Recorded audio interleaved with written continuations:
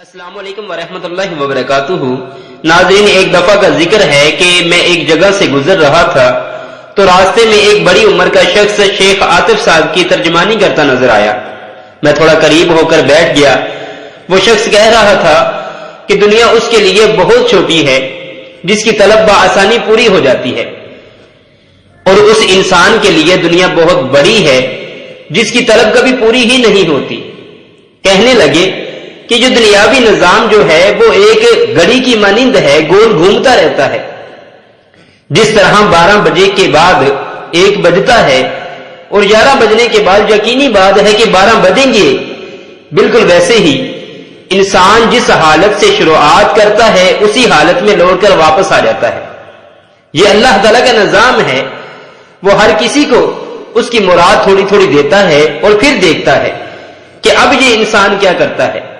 حقیقی عقل والے سمجھ لیتے ہیں اور اپنے خالق حقیقی کے شکر گزار بنے رہتے ہیں، لیکن جو کم عقل کم ظرف لوگ ہیں وہ خود کو لکی یا خود کی محنت کا پھل سمجھ کر خالق حقیقی کو بھول جاتے ہیں اور نافرمانیاں کرتے ہیں۔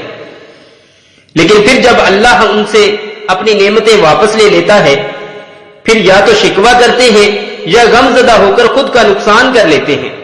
لیکن جہاں پھر کئی لوگوں کی عقل جاگ جاتی ہے اور خالق حقیقی کی طرف رجوع کر لیتے ہیں۔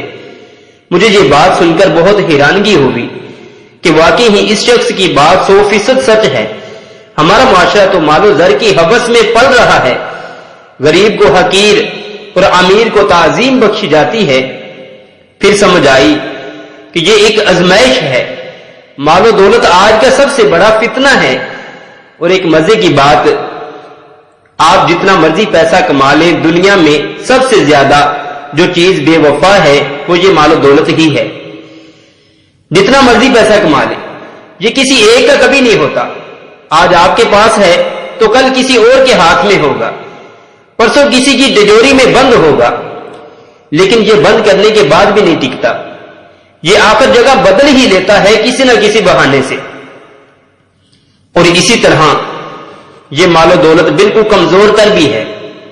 جتنا مرضی پیسہ کما لیں، آپ جتنے مرضی امیر بن جائیں، یہ دولت خوشیاں نہیں دے گی، یہ دولت دل کا سکون نہیں دے سکتی، یہ دولت رشتے بگاڑتی ہے لیکن رشتے خریدے نہیں جا سکتے اس سے۔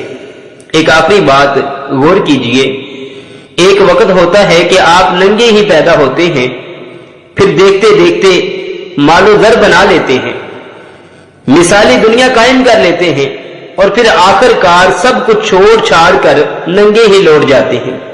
عقل والوں کے لیے اشارہ کافی ہے۔ اللہ تعالی ہم سب کو سمجھ کر عمل کی توفیق عطا فرمائے، آمین۔